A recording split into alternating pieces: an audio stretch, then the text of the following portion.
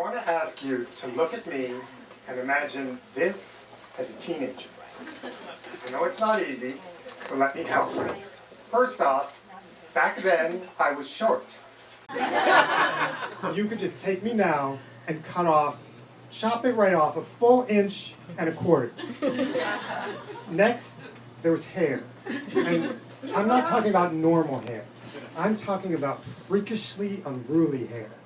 The kind of hair that makes people look at you and say, "Are you feeling okay?" The kind of hair that makes you pray that one day you will be just lucky enough to go bald. Next, there was the torso. Now, you look at this brawny, buff frame. Imagine 15 fewer pounds. Now 10 more. Now another 10. Minus 35 pounds. I was so scrawny you couldn't call me scrawny because you wouldn't even notice I was in the room. Then there were the glasses.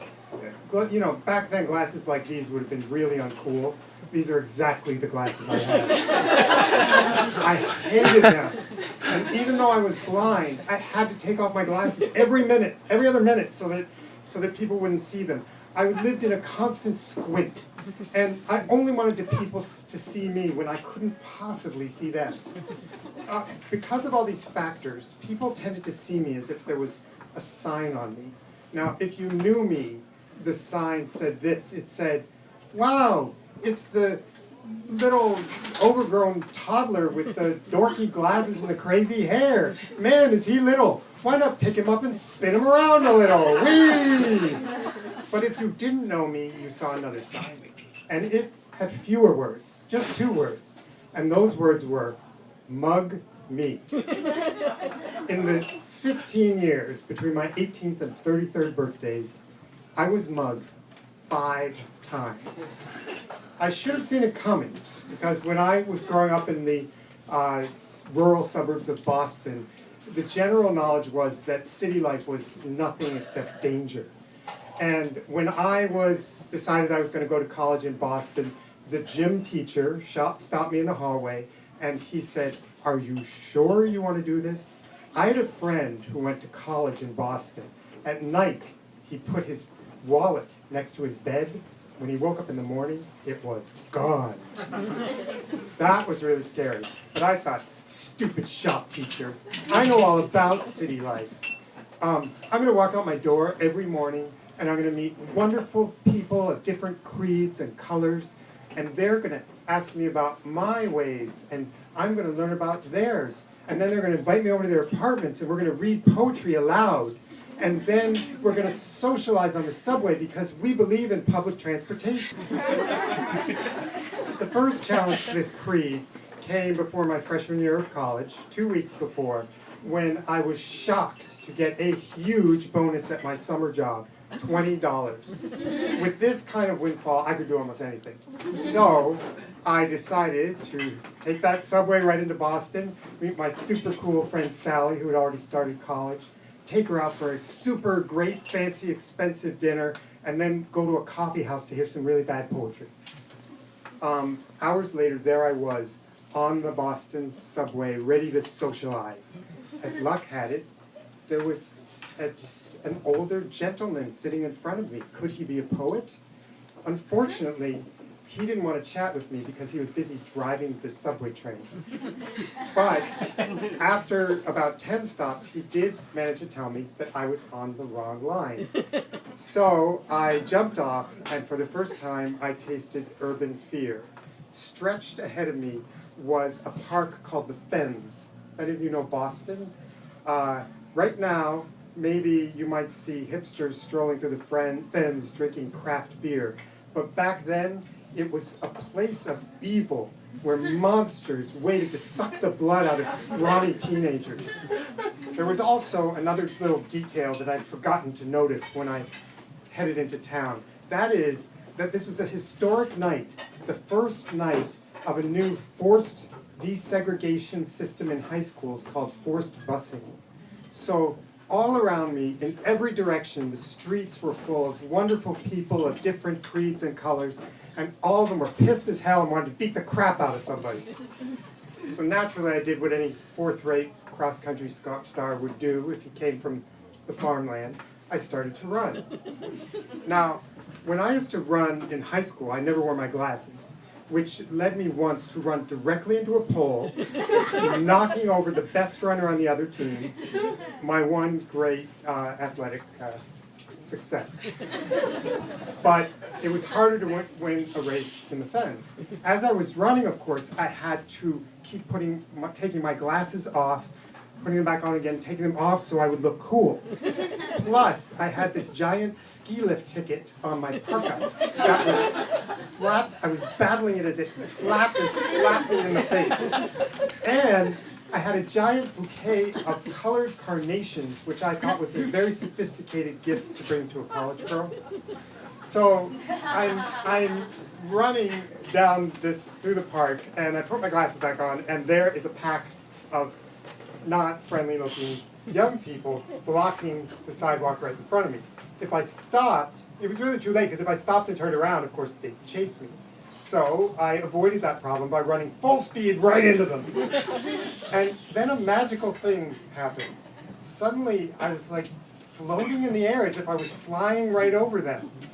But I wasn't moving forward. That's because one of them had pinched the back of my belt and with very little effort was dangling me there like a spider.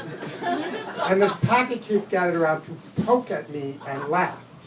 And it was that moment that I had a horrible thought. My $20. It was in my wallet. So I said the only logical thing that you could say, which is, I don't care what you do to me, but don't take my wallet. Please do not take my wallet. This gave them an idea. They started searching through my pockets. When they found the wallet with the $20 bill in it, they dropped me like a dirty diaper and ran into a dark alley that was conveniently located right there. At moments like this, it's hard to make good decisions. So I made a bad decision. I decided to chase them. As I started to chase them, I found this voice inside me, this horrible, awful voice, like a cow, a mad cow being exorcised. And I started screaming, "Give me my wallet! Give me my wallet!" And this would have been very scary, except for the fact that my glasses were on the sidewalk back behind me. So I raced full speed into this incredibly fuzzy, kind of dark alley space. Unfortunately, ran right into a trash can, dumped garbage all over myself. The race was over, and this time I did not win. So I went back, picked up my nerdy bent glasses, picked up my squashed carnations, trudged to Sally's dorm. When I got there, she had $1, so she took me to dinner at McDonald's.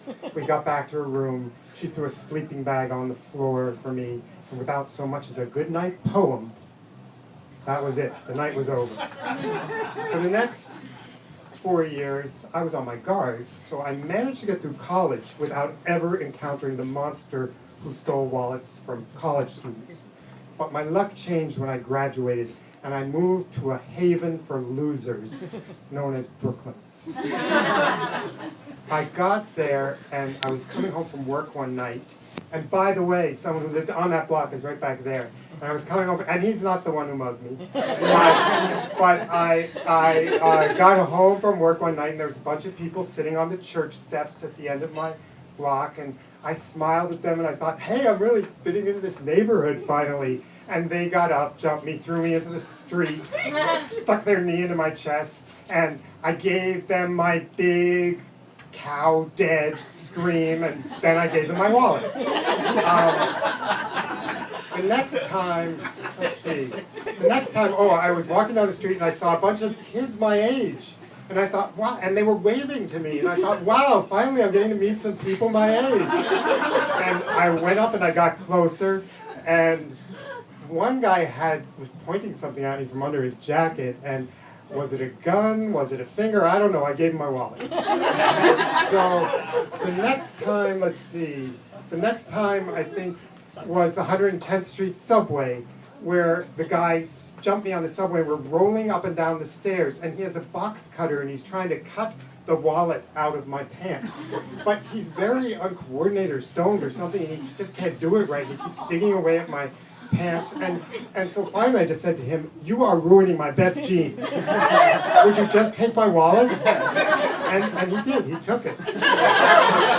So the last time I was walking, I decided to get up early one spring morning. It was a beautiful day, I never do that, and I got up and I was walking around, and I saw these nice, hard-working people get up early while I'm asleep, and I thought, you know, I'm going to do this every day. I'm going to get up early, and I'm going to purify myself by spending time with these people.